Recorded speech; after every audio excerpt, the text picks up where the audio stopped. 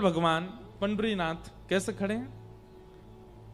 सुंदर ते ध्यान उभे विटेवरी, सुंदर ते ध्यान उभे विटेवरी, सुंदर ते ध्यान करे कटावरी, ठे बुनिया सुंदर ते ध्यान। हमको ज्यादा तो नहीं आती मराठी और अभंग भी थोड़े बहुत सुने सुनाए जो याद है हम वही गा देते हैं, लेकिन प्रयास करेंगे कि याद करके आपको सुना सकें। ठाकुर जी कमर पे हाथ धर के क्यों खड़े? अब इसका सीधा अर्थ जो सबको पता है वो ये है कि पुंडलीक को दर्शन देने के लिए भगवान गए और पुंडलीक माता पिता की सेवा में इतना व्यस्त था कि पुंडलीक ने ठाकुर जी को एक आसन के रूप में ईंट वीट ठाकुर जी की ओर प्रस्तावित की। ठाकुर जी उस पर प्रतीक्षात्मक रूप से खड़े हो गए, प्रतीक्षा कर रहे हैं। पुंडलीक की जब सेवा पूरी हो जाएगी तो मेरा दर्शन करने आएगा, तो जैसे कोई प्रतीक्षा मतलब इंतजार करने वाला ऐसे खड़ा रहता है ना, ऐसे ठाकुर जी इंतजार कर रहे हैं। आज लाखों की तादाद में वैष्णव पंढरपुर के दर्शन करने जाते हैं। उन लाखों में कोई एक पुंडलीक जैसा है, उसी के लिए ठाकुर जी ऐसे खड़े हैं, उससे मिलने के लिए। पूरी दुनिया ठाकुर जी के दर्शन की प्रतीक्षा करती है, पर एकमात्र पूरे भारत में महाराष्ट्र में पंढरपुर ऐसा है जहां पर भक्त की प्रतीक्षा ठाकुर जी कर रहे हैं। आप लंबी लाइन में लग के जब पंढरीनाथ भगवान के सामने जाते हो तो पहली दृष्टि पड़ते ही मन में भाव आता है। ठाकुर जी मानो यूं कह रहे हो, अरे भैया कहां ते आ रहे हो, कितने दिनों बाद आए हो, देख मैं तेरी कितनी प्रतीक्षा कर रहा हूं, कब तक खड़ा हूं यहां पे, तू आ जाए हो मेरे पास। ठाकुर जी प्रतीक्षा कर रहे हैं हमारी, इसलिए ठाकुर जी ऐसे खड़े हैं। एक भाव, ये सार्वजनिक भाव है, सबको पता है, लेकिन ठाकुर जी का यहां हाथ रख के खड़ा होना, इसके प्रति जब मैंने जिज्ञासा रखी तो इसके पीछे अनेक भाव प्रकट हुए। ध्यान से सुनना। ठाकुर जी ऐसे क्यों खड़े हैं? और एकमात्र पंढरपुर ऐसा स्थान है जहां पर प्रत्येक भक्त ठाकुर जी के चरणों से लिपट करके स्पर्श करके प्रणाम कर सकता है।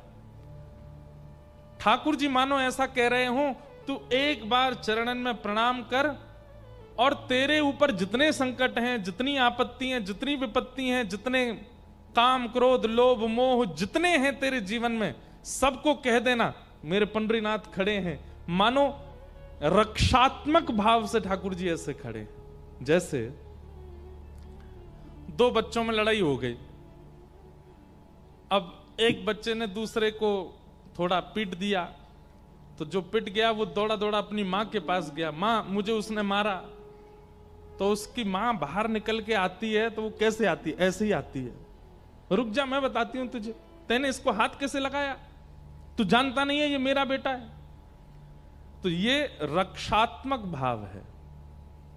मानो श्री पंडरीनाथ भगवान के चरणों में एक बार जो वंदन करता है, ठाकुर जी उस वंदन कर्ता को पीछे खड़ा करते हैं और उससे कहते हैं तेरे जीवन के जितने संकट हैं आने दे सबको, मैं खड़ा हूं आगे, तू सुरक्षित रहे, तू आनंद कर। तो एक बार पंडरीनाथ जी को प्रणाम करने के बाद विश्वास चित्त में धारण कर लीजिएगा कि श्री विठ्ठल है ना साथ में, वो खड़े हैं आगे, सारे आर्तों को, सारे कष्टों को, सारी पीड़ाओं को नष्ट करने के लिए वो खड़े हैं ना आगे। दूसरा भाव। तीसरा भाव, ठाकुर जी कटी पर हाथ धर के क्यों खड़े? मानो ठाकुर जी हम सबको आज्ञा दे रहे हैं कि भाई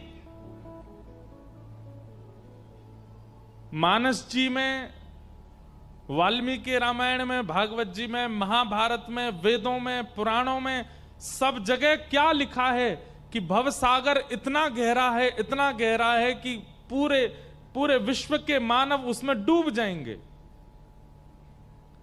ये संसार रूपी सागर इतना गहरा है कि इससे निकल पाना, इसमें तैरना, इससे बाहर आ पाना बहुत मुश्किल है।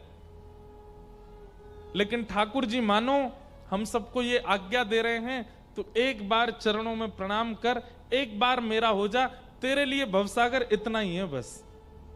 कमर कमर तक पानी है, इससे ज्यादा नहीं है। संसार इसमें डूब रहा होगा, पर मेरे आश्रित जो हैं, मेरे को जो भजते हैं, मेरे बताए गए मार्ग पर जो चलते हैं, उनके लिए भवसागर इतना ही है, इससे ज्यादा नहीं है। कितना सुंदर भाव है ये भाव।